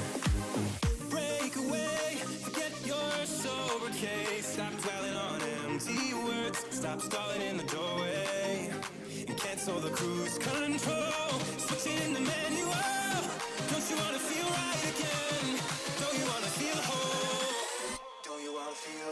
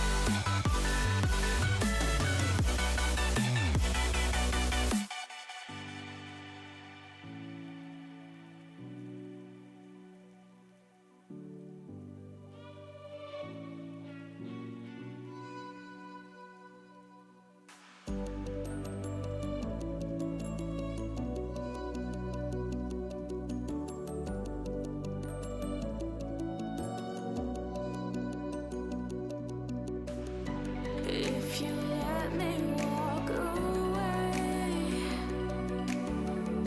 maybe then we'd lose it all. No.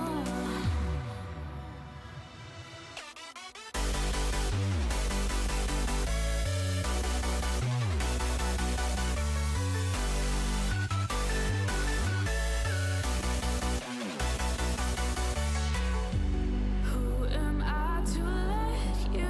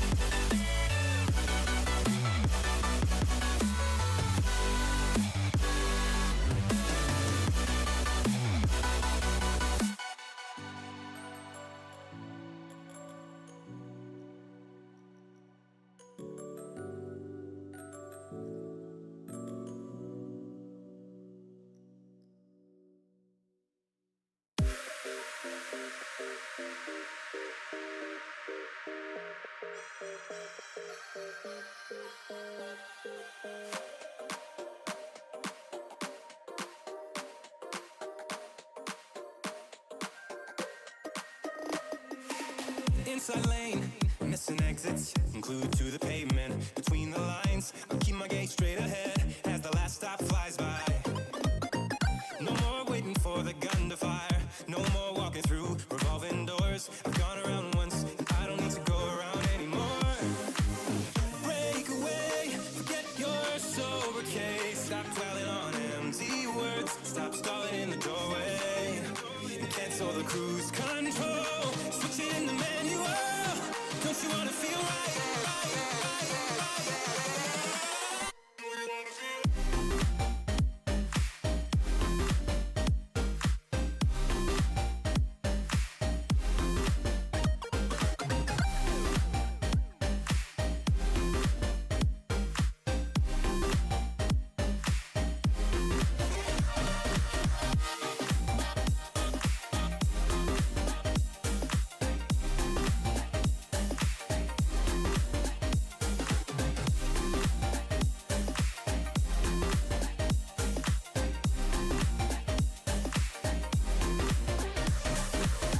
Full steam through the setbacks. You can't win them all, but I'm proud I tried. I'm glad we had a dialogue. It's good to shape the mind. Speeding up the pace, turning up the heat.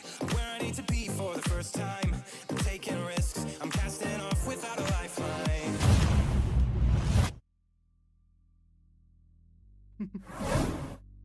Hello, everybody, and welcome back to the CCA Circuit Finals. And I am the happiest little duckling in the world. My name is MR Slap. I am here with Pat, and I'm very excited because we have Team Rocket, baby! We have Team Rocket! Let's go! As soon as I saw there was a team named after Team Rocket, I'm like, this is the silliest little coincidence because I just got done playing in a Pokemon TCG Cup, and I always rep Team Rocket whenever I go. So here we are. I'm Team Rocket's biggest fan today. Pat, how are you doing today, my friend?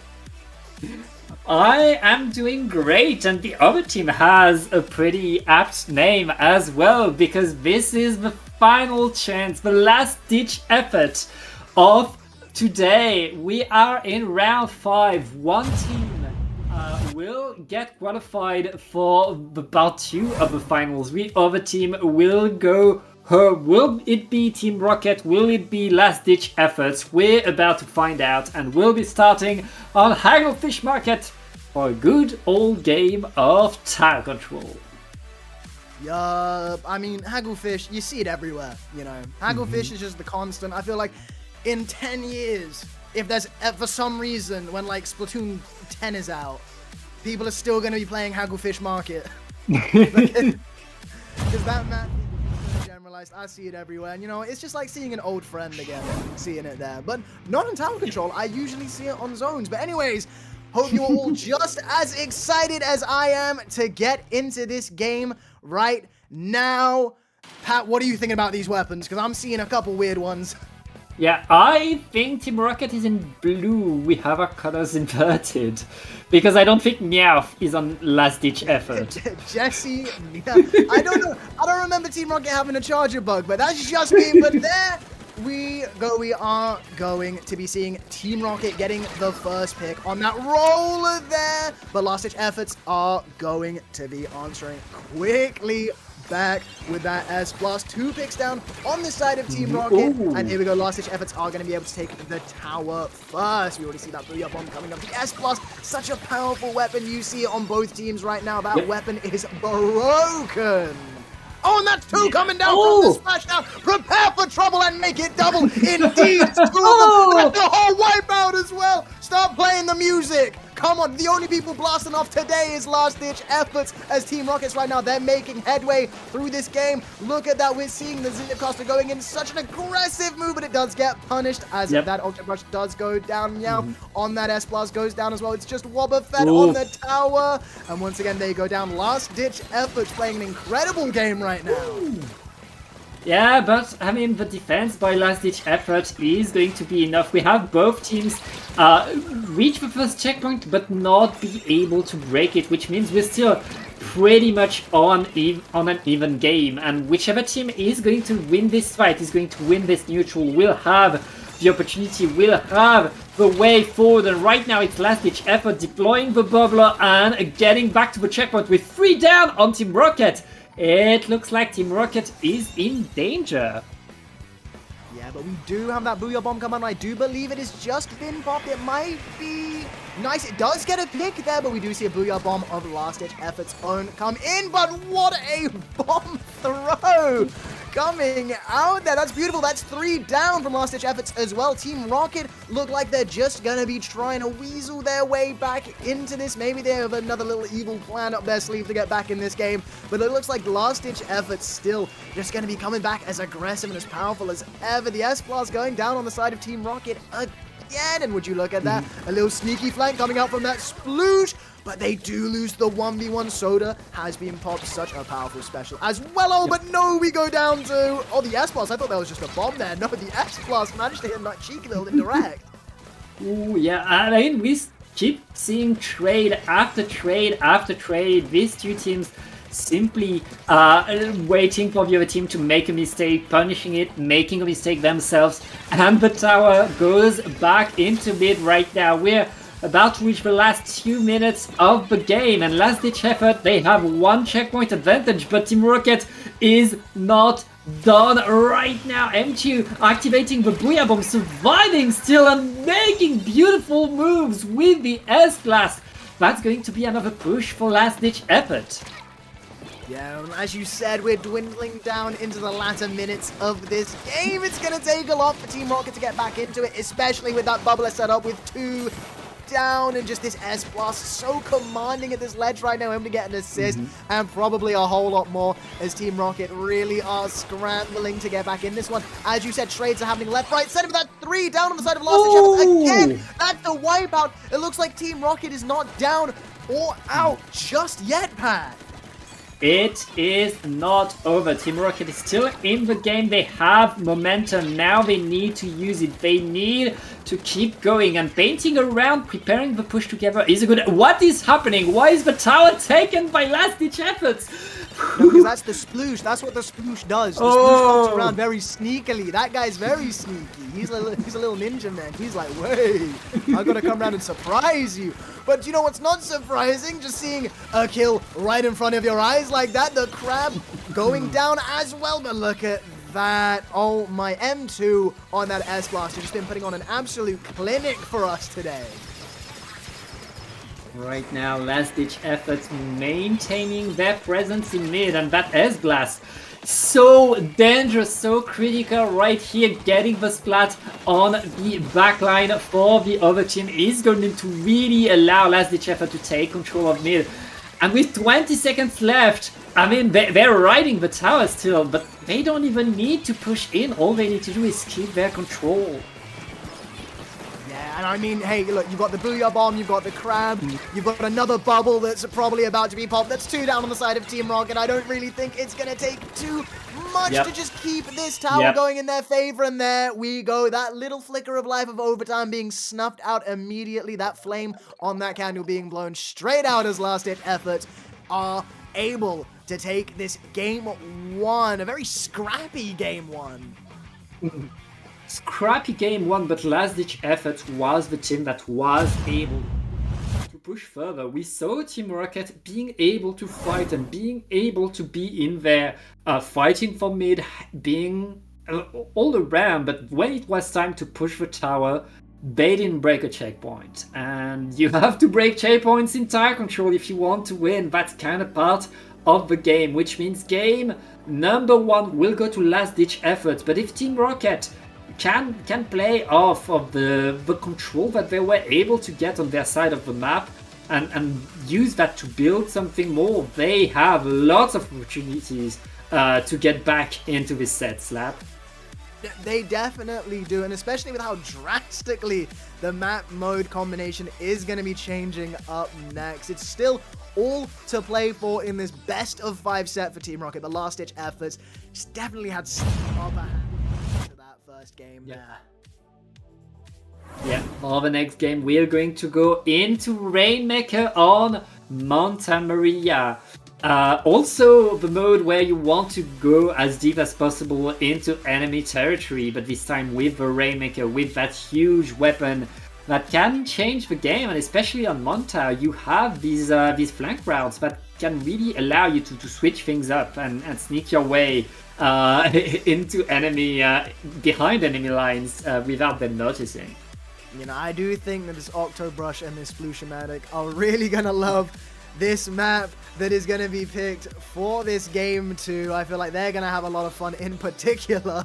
Maybe that roller as well if they stick on that roller. We're just going to be seeing people coming out from corners that you didn't even know existed on this map, getting like a 3k for no good reason. Yeah, you have to pay attention at all times. Someone grabbing the Rainmaker, running away with it could spell doom. We've seen that in the previous set. But yeah, I mean, anything's possible. Team Rocket needs to get that control and needs to find a way to really push, establish some territory forward if they want to win. But let's get in the game, Slap, and see how these two teams adapt. Yes, well, we're seeing the Slosher come out. That's a nice little thing. And we're going to be seeing the Wiper. Oh, and we're going to be seeing that G-Shot come out as well. I love that one. That weapon is like fast food to me. I can't stop eating it. It's such a fun weapon. It is. That is a Meowth weapon as well. That crafty little cat. Alright, right now, Team Rocket maintaining the distance, making sure that they can take control of their own Booker, waiting for what last-ditch efforts is going to do. We see fights going on left and right. The crab tank from last-ditch efforts will allow them to take control forward. Skellybones are going to bunker, but being punished right away. Lots of specials ready for Team Rocket. Can they use the specials to move in? But as you say that, though, it's only the 2 players with specials. Oh, we are going to be seeing that Zipcaster zipping about, as you always do see it, just trying to make a little bit of headway in this game. There we go, the shot! Splashdown's able to get 1, and I do believe that the Octobrush does trade as well. That's 3 down. It looks like Team Rockets should be the team that really starts getting this game going. They do go for that sneaky little right jump, and Wobbuffet is going to be the one that dunks that Rainmaker through the first checkpoint. Team Rocket able to get a checkpoint on this map, and maybe a little more as we see 2, maybe even 3 down now, Pat. Team Rocket are really taking this game by storm. Team Rocket right now keep going on. The Slosher is going to be the one to stop it. The Slosher always the weapon to get the slaps. Oh no! Oh no! Oh, they must have still stuck around there. We see Jesse trying to be the little criminal that Team Rockets are and stealing this game like we saw in the first round that we got to see here today, Pat. But no, it's just not to be. Forever unlucky, that is the way of Team Rocket. And now we have Last Ditch Efforts popping that crab, just trying to make, again, just a little bit of headway in this game. We saw last game, Last Ditch Efforts were the one holding Team Rocket back, but now we're going to be seeing Team Rocket trying to do that. And like I said, you're going to be seeing that Octobrush coming from God knows anywhere on this map. Gets one. We also see the Squasher go down as well. Team Rocket's making a run for it, a mad dash, but they do lose the Rainmaker. We do see that splashdown come out as well, just trying to make a little bit of pain control there. Oh, the Ultra Stamp goes down. We're not going to be seeing too much of that special, and Team Rocket are going to be popping that bubble once more, Pat. And No, what the fuck? They actually blasted off again. They actually blasted off again. It was written in the stars. That ship is a safety hazard. Someone needs to put some ratings on. Inspection. We need to get an inspection right now. We need to put some guardrails up. That is not okay right now. The Rainmaker is in the hands of a last-ditch effort, who are getting back control of their side of the map, and they're taking their time to get back into mid. That's probably the most prudent option. They still have 2 minutes in the game. That's plenty of time, and look at that. They're back in mid. They are making sure that all of them are alive, that they can mount a push together. As Team Rocket right now, I mean, they have a huge lead. Now it's time for them to defend, and oh, the hammer is not going to work. Actually, I just want to say, no, I did see that correctly. That's Sploosh-O-Matic. That little thing, it's running Respawn Punisher. That greedy little Sploosh. That greedy little Sploosh. Well, that Sploosh is going to dunk the Rainmaker on the checkpoint now. Last ditch effort. If they can get to the drop, if they can get down with the Rainmaker, they could tie up the score. But right now, the defense by Team Rocket is ironclad, not letting them go through. Team Rocket is getting the repop with 2 down on last ditch efforts. Rocket brings the Rainmaker back in mid, and they're going forward once again. 3 down! 3 down! Last ditch efforts, and we could just see the game being stolen right now. Oh! They stole the Pikachu! No, Giovanni's unhappy! At the last second, they were able to pop the hot air balloon. Team Rocket's not getting anything. Oh no, Giovanni is so mad. Wait, who's behind them? What? Just saw shots coming from behind like that. Is there someone there? No, surely not. They must have jumped. They had to have jumped. Yeah. And that's 2 down. Probably almost more like a 3 pseudo wipe for Team Rocket right now, as Last Ditch Efforts are really trying to get through. 20 seconds left on this game. Pat, do you think Last Ditch Efforts are going to be able to pull it? It's going to be a close one. Well, they need a KO, and they already have 2 players down. Make that 3 with a trade by the hammer right here. Half Moon needs to go, but they are surrounded, and here comes the splashdown. That's a wipeout. Oh, there we go. Team Rocket is going to be able to get 1 all in this set. It's not going to be a 3-0 like the last one, Pat. We're in for a long one today. Yes, beautiful answer by Team Rocket. Not only were they able to get a push, they took charge of the game. They were in control of the base, they were in control of the space.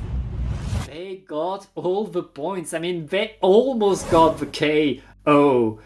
And they were so close to it. And at the end of the day, KO or not, it doesn't matter. We are now 1-1. And Slap, it's time to play some Clam Blitz. Time to play some Clam Blitz. Oh, I'm so happy. I'm so happy. I hate playing it, but I love to watch it. I love to play it and watch it.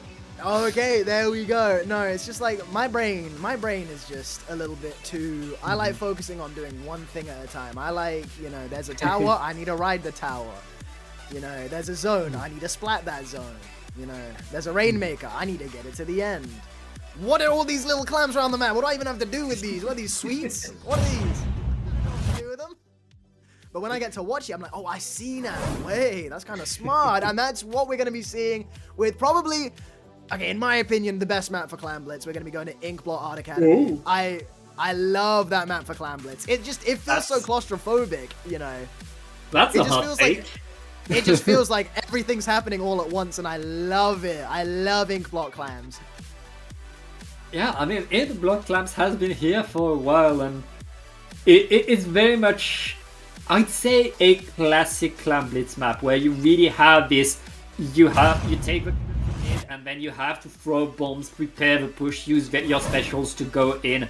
It's very much how it feels like it was meant to be played by the developers, and that's very much like the game that you have. And I mean, Clam Blitz especially is the mode that tests a team coordination the most, so I can't wait to see which of these teams is able to really do that. Let's get in the game, let's see how it goes right now, with 2 players down already on Team Rocket. Last ditch efforts are going to take control over mid. And I do just want to say as well, we're not seeing too many weapon changes at all. I believe there's only one, and that is going to be the Dreadringer on the side of Last Ditch Efforts. I feel like both teams have really found their stride when it comes to the weapon picks and how comfortably that they're playing in this set. So we are just going to be seeing teams going back bar for bar, word for word, going in this game 3. Yeah, right now, Team Rocket kind of stuck in their spawn, but Last Ditch Efforts not able to get the clams. Meanwhile, Team Rocket are trying to sneak their way. That little critter, and it's fallen in the water. It's in the drink. Uh-oh. That could have been a sneaky little flank from Meowth, but oh well, it just wasn't meant to be. Yeah, nice defense by Last Ditch Efforts, and now Last Ditch Efforts have a lot of clams ready. All they need to do is a few passes, and yes, they have a super clam, Skellybones, with the roller, trying to find a way forward. There's a player under the basket, but that player is flat. It's still no way in for Last Ditch Efforts. Last Ditch Efforts, they have the specials, they have the clams, but they lose their players. No push for you. And that's 3 down. We're just seeing Jesse now trying to get the spawn. They get the power clam, but it's just, they were just a tiny bit too late getting to that basket, and we only see one left. We're just trying to see him again. Wobbuffet this time trying to claw that basket, just trying to do a nice little swish on the basket there, but just unfortunately unable to find it, as this game still goes 0-0 when it comes to points. Yeah, we saw right there, Team Rocket was able to build some advantage, but they got a bit overconfident and they were trying to go in one by one, thinking, oh, we have enough to push. They didn't have enough to push, and right now Last Ditch Efforts are getting the splats, are getting control. That's 3 down and they're under the basket. Here comes the bubbler, here comes the clams. That's going to be... Wait, we need one more! There we go. We know how to make 8. We know how to count up to 8. There we go.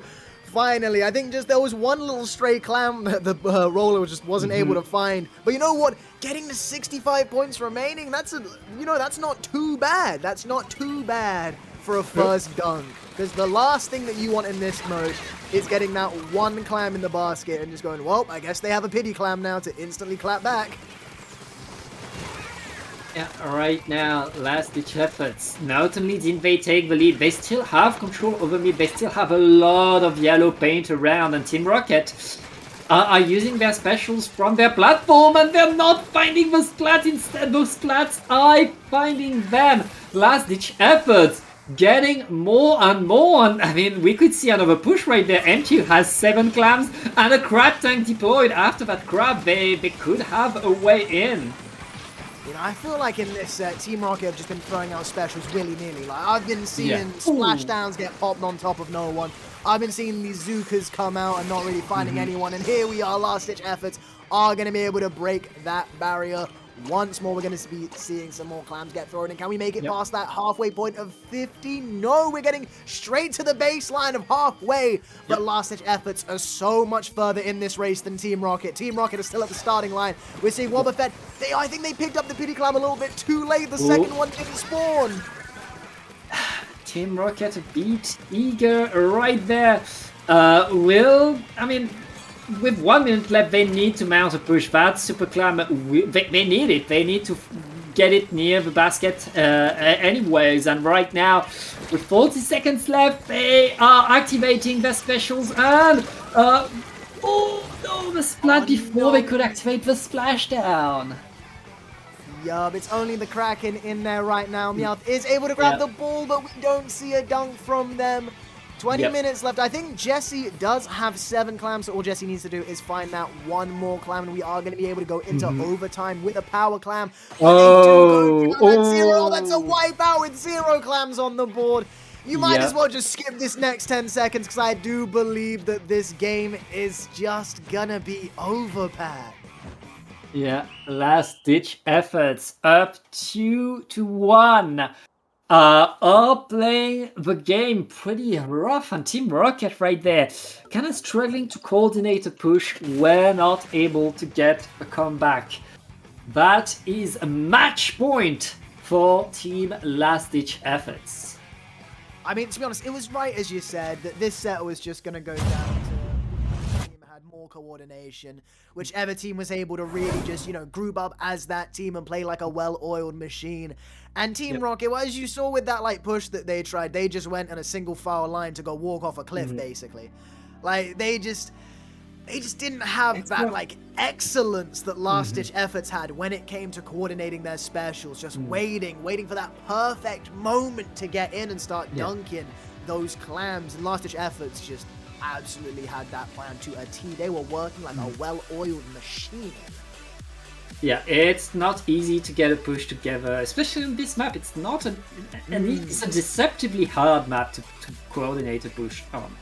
But Last Ditch Efforts figured it out. They are up 2-1, which means one more game could be their qualification to the final phase, the final stage, the day 2 of the finals. PSU Team Rocket, they're not out of here yet.